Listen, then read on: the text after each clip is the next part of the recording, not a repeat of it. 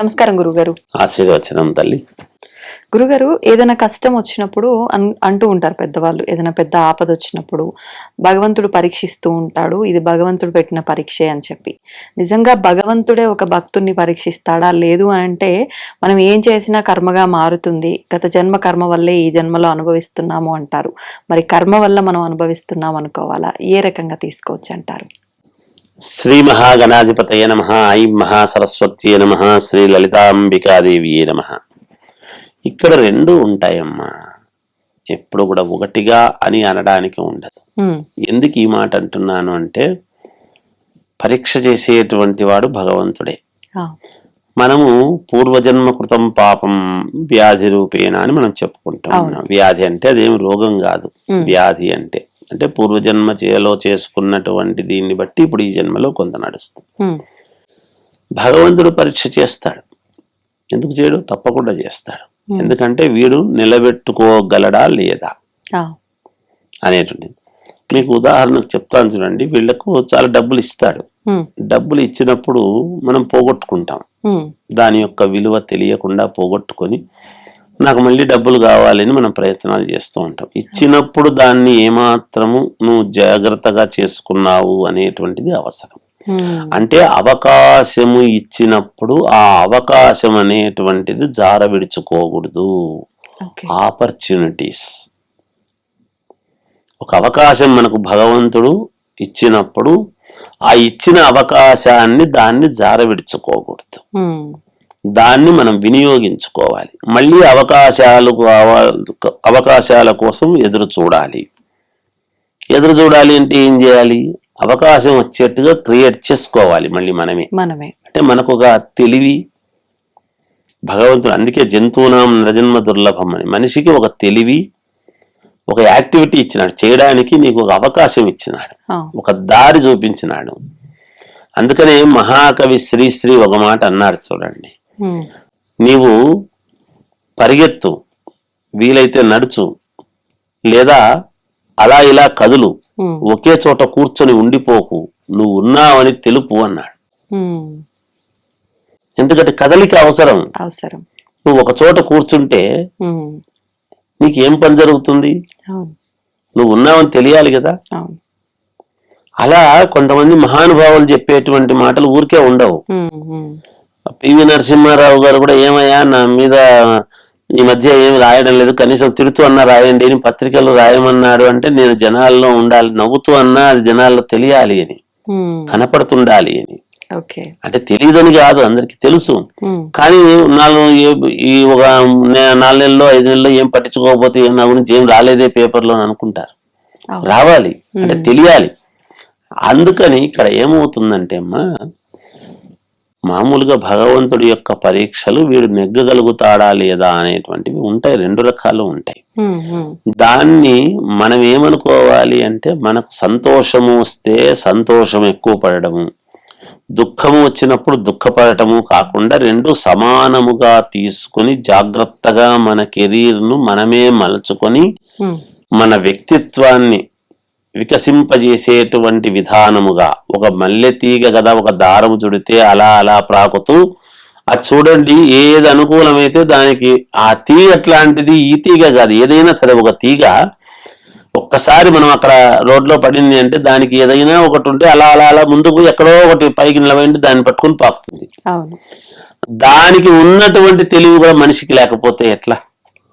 అవకాశం అనేటువంటిది ఏది ఉంటే దాంట్లో జాగ్రత్తగా చేసుకుంటూ మనల్ని మనం మలుచుకుంటూ ఎదగడానికి ప్రయత్నము చేస్తూ మన వ్యక్తిత్వాన్ని పెంచుకుంటూ ఎప్పుడైతే మనము నిలదొక్కుని ముందుకు వెళతామో అప్పుడు ఖచ్చితముగా ఇబ్బందులకు మనం ఎక్కడా ఇబ్బంది పడాల్సిన అవసరం లేదు. ఇబ్బందులు వచ్చినాయని బాధపడకూడదు. బాధ ఉంటే కూడా లోపల పడి బయటికి తెలియకుండా ఇలా గుప్పిటలాగా మూసుకొని ముందుకు వెళ్ళి ఎప్పుడైతే మనం ధైర్యంగా ముందుకు వెళతామో ఖచ్చితముగా వాడు యోగవంతుడు అవుతాడు. దైవాన్ని కూడా ఎదిరించి ముందుకు వెళ్ళగలిగినటువంటి సామర్థ్యం వస్తుంది. అప్పుడు భగవంతుడు కూడా ఏం చేయలేడు. మన కెరీర్ని మనమే మలుచుకున్న వాళ్ళం అవుతాం. అవకాశాలు ఎన్నో ఉన్నాయి, ఇన్ని రకాల అవకాశాలు ఇచ్చినాడు ప్రపంచంలో. నేను ఎందుకు దానికి వెళ్ళకూడదు దీనికి వెళ్ళకూడదు, వెళ్ళొద్దని ఎవరన్నారు? భగవంతుడు నువ్వు ఇదే, మనం ఏమనుకుంటామంటే మనకి ఇదే రాసి పెట్టాడు, మనకి ఏది రాసి పెట్టి ఉంటే జరుగుతుందని మనం చెప్పుకున్నాం. ఓకే, రాసి పెట్టి ఉండొచ్చు, కానీ దాంట్లో నుంచి ఇంకో దాంట్లోకి ఏం చేయొచ్చు అనేటువంటి ఆలోచన మనకు రావాలిగా. అవును, ఆ ఆలోచనలతో ముందుకు వెళ్ళాలి కదా. కానీ మనకొచ్చిన ఆలోచన వల్ల మనం తీసుకునే నిర్ణయం సరైనదా కాదా తేల్చుకోలేని స్థితిలో చాలా సార్లు మిగిలిపోయి ఆగిపోతాం కదా గురుగారు. మరి దాని నుంచి బయటకి రావాలి అంటే మనకి ఏమి హెల్ప్ అవుతుంది? గురువులు గురువు నీకు నమ్మకమైనటువంటి గురువు ఓకే. నీకు సరైనటువంటి అవగాహనతో చెప్పగలిగినటువంటి వాడు ఎవడో అని ఎంచుకోవాల్సిన బాధ్యత కూడా నీది. గురువులు ఉన్నారు, మార్గదర్శకులు ఉన్నారు, దాంట్లో నిష్ణాతులు ఉన్నారు. ఒక ఉన్నతమైనటువంటి కవి దగ్గరికి నేను ఇలా రాయాలి అనుకున్నవాడు ఆ కవి దగ్గర చేరతాడు. ఆయన ఎలా రాస్తున్నాడు, ఏమిటి మెళకువలు తెలుసుకుంటాడు, నేర్చుకో. ఒక్కోసారి ఆ కవి కంటే కూడా ఈ చేరినటువంటి కవి ఇంకా అద్భుతమైనటువంటి పదాలు వేసి ఒక అద్భుతాన్ని సృష్టించవచ్చు. అవును, తప్పులేదు కదా. అలాగే ఒక శిల్పి చెక్కేటువంటి వాడు నేను నేర్చుకోవాలన్నప్పుడు ఒకరి దగ్గర శుశ్రూష చేస్తాడు, నేర్చుకుంటారు, వెళతారు. మార్గదర్శకులు ఉన్నారు కదమ్మా. అందుకే ఒక పనిలో నేను ఏదైనా ఫెయిల్యూర్ అవుతున్నాను, ఎక్కడ ఫెయిల్యూర్ అవుతున్నాము, ఎందుకు, ఏమిటి, ఒకటి రెండు కావచ్చు, డిసప్పాయింట్ కాకూడదు ఎప్పుడు కూడా. జీవితం అన్న తర్వాత ఇది ప్రయత్నం, ప్రతి ప్రయత్నంలోనూ ఒక అపజయము వచ్చే విజయానికి తొలిమెట్టు అంటాడు, తర్వాత విజయం వస్తుంది. అందుకే మనకు వెన్నెల కొన్నాళ్ళు చీకటి కొన్ని ఇట్లాంటి ఉపమానాలని చెప్తుంటాం. ప్రతి వాళ్ళ జీవితంలోనూ వెలుగు ఉంటుంది, ప్రతి వాళ్ళ జీవితంలోనూ యోగం ఉంటుంది, ప్రతి వాళ్ళ జీవితంలోనూ ఎదుగుదల ఉంటుంది. దాన్ని వాళ్ళు గుర్తించడము, వాళ్ళు గుర్తించుకొని వాళ్లకు నమ్మకమైనటువంటి వాళ్ళ దగ్గర చూసుకుని ఒకవేళ జాతక ప్రకారంగా ముందుకు నేను వెళ్ళగలనా లేదా అనేటువంటి ఆలోచనలు చేసి అనుకూలవంతంగా చేసుకుని ముందుకు వెళితే ప్రతి వాడు జీవితంలో సక్సెస్ అవుతాడమ్మా. సక్సెస్ కానివాడంటే ఎవరు ఉండరు, ఖచ్చితంగా అవుతారు. ఒకరొకరికి ఒక్కో రకమైనటువంటి దాంట్లో సమాజంలో ముందుకు వెళుతూ ఉంటారు. అందుకని అది మార్గదర్శకులు ఉన్నారు కదమ్మా, లేకపోలేదు కదా. అవి చేసుకుని ముందుకు వెళితే తప్పకుండా విజయం అనేటువంటిది ప్రతి మనిషికి విజయం అందుతుందమ్మా. డిసప్పాయింట్ గా రాదు, నా చేతననే నింతేలే, నాకు కుదరదులే. అందుకే ప్రతి వాళ్ళు ఇంట్లో మనకు మంచి జరగాలి అంటే మంచి మాటలు మాట్లాడాలి, మంచి నిర్ణయాలు తీసుకోవాలి. ఎప్పుడూ దరిద్రము అనేటువంటి పదము గాని, నేను ఇంతేలే అని పోట్లాటలు గాని, రగడలు గాని, గట్టిగా అరుపులు గాని, ఇవన్నీ కూడా ఇళ్లలో ఉండకూడదు.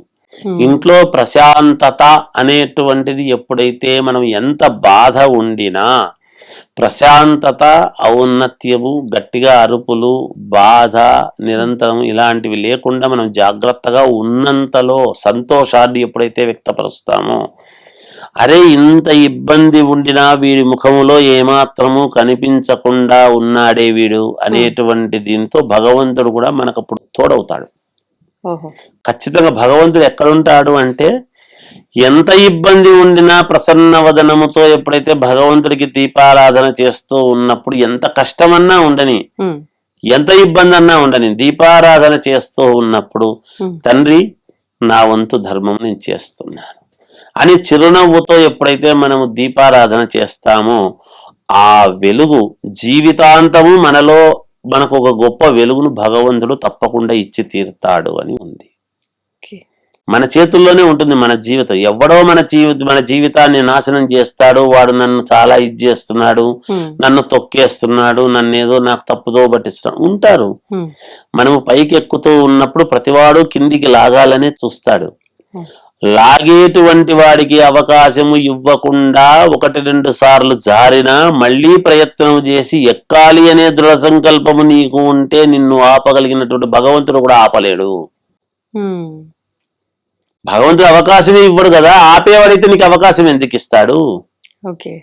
భగవంతుడు ఆపేవాడైతే నీకు అవకాశమే ఇవ్వడు. నీకు అవకాశం ఇచ్చినాడు అంటే ఎక్కగలిగిన వాళ్ళు ఎక్కండ్రా అని వదిలేస్తాడు, ఎక్కగలిగిన వాడు శిఖరం ఎక్కుతాడు, ఎక్కలేని వాడు జారి కింద పడుతుంటాడు. అది నీ తప్పు జారడం. నాకు భగవంతుడు తోడు కాలేదు, నన్ను జారి కింద పడేసినాడు అంటే భగవంతుడు పడేయలేడు, నువ్వు పడ్డావు. Try and try and try and try again, మళ్ళీ మళ్ళీ మళ్ళీ ప్రయత్నించు, తప్పకుండా సక్సెస్ అవుతావు.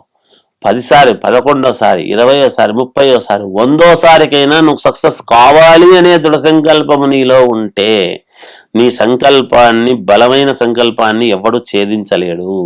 నువ్వు ఖచ్చితంగా శిఖరాన కూర్చుంటావు. మన ఆత్మవిశ్వాసమే మన గెలుపుకు మూలం. మన మనోధైర్యమే మన గెలుపుకు మూలం. అది ఉండాలి. మన దృఢ సంకల్పమే మన గెలుపుకు మూలంగా పెట్టుకుని వెళ్ళాలి. భగవంతుడు ఎప్పుడు పరీక్షిస్తాడంటే పరీక్షిస్తాడు. నువ్వు ఎక్కగలవా లేదా అని చూస్తాడు, అంతేగాని నిన్ను కింద పడేయడు. పైకి ఎక్కడానికి చేయూతనివ్వడు.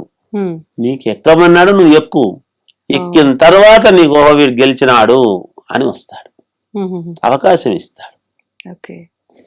టీచరు గొప్పవాడమ్మా, పరీక్షలు రాయమంటారు, నీకు చదువంతా చెప్పినాడు, బాగా రాసిన వాడిని అభినందిస్తాడు టీచరు. అంతేగాని టీచర్ ఇట్లా రాయి, అట్లా రాయి, ఎదురా ఎదురా అని చెప్పడు, ముందు చెప్పుంటాడు. దాంట్లో అవకాశం ఇచ్చిన తర్వాత అందరికీ నేర్పించినాడు కదా, అందరికీ చదువు చెప్పినాడు క్లాసులో టీచరు. మరి బాగా తెలుసుకున్న వాడెవడు, బాగా విని రాసిన వాడెవడో వాడు ముందుకు పోతాడు. వాడు ఆత్మస్థైర్యంతో చదివి, బాగా రాత్రి పగలు చదివి నేను బాగా రాస్తాను అని చెప్పి పోయిన వాడు పేపర్లు తీసుకొని రాసేస్తాడు. వాడిని అభినందిస్తాడు అంతే టీచరు. టీచర్ సహకారం చేస్తాడా? భగవంతుడు కూడా అంతే. రాయకుండా ఉండేవానికి చెప్పడు, రాసేవాడికి చెప్పడు. భగవంతుడు చూస్తుంటాడు టీచర్ లాగా.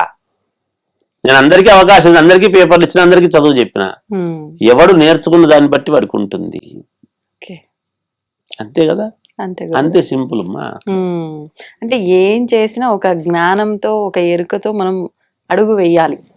అంతే కదమ్మా. భగవంతుడు మనము సృష్టించేంత వరకు కర్త.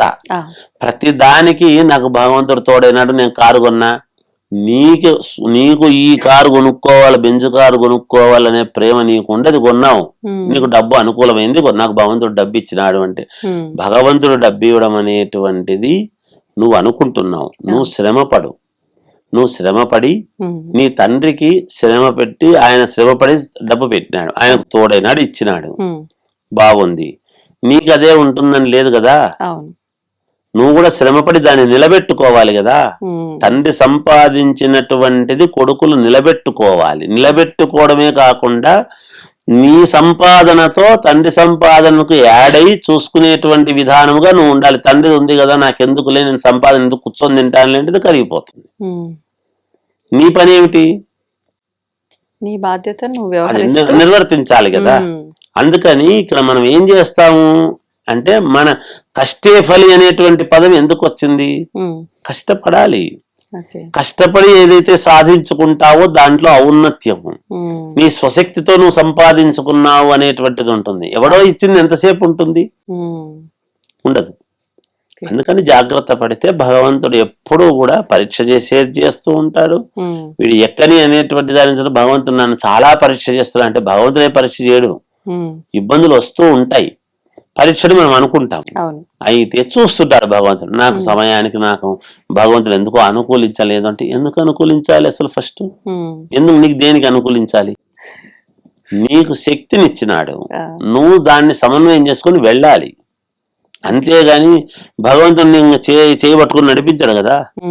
అవకాశం ఇచ్చినాడు, ఎదుగు. నువ్వు ఎంతవరకు ఎదుగుతావో నీకు ఆకాశమే హద్దని వదిలిపెట్టినాడు.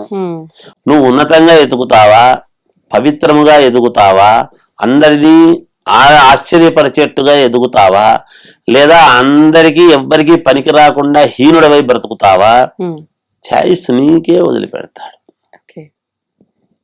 నువ్వు పోయిన జన్మలో చేసుకున్నటువంటి దాన్ని బట్టి నీ జ్ఞానం, నేనేం చేసా, వచ్చే జన్మలో నేను ఏమి కాకూడదు అని అనుకోవటానికి. అందుకే మనకు గరుడ పురాణం ఏం చెప్తుంది? పురాణాలు ఎందుకు వింటున్నాం మనము? పురాణాలు వింటున్నప్పుడు పురాణాల్లో ఉండేటువంటి అనవసరమైన మాటలు మనం వింటున్నాం. మీకు ఉదాహరణకు ఒక మాట చెప్తాను దీనికి.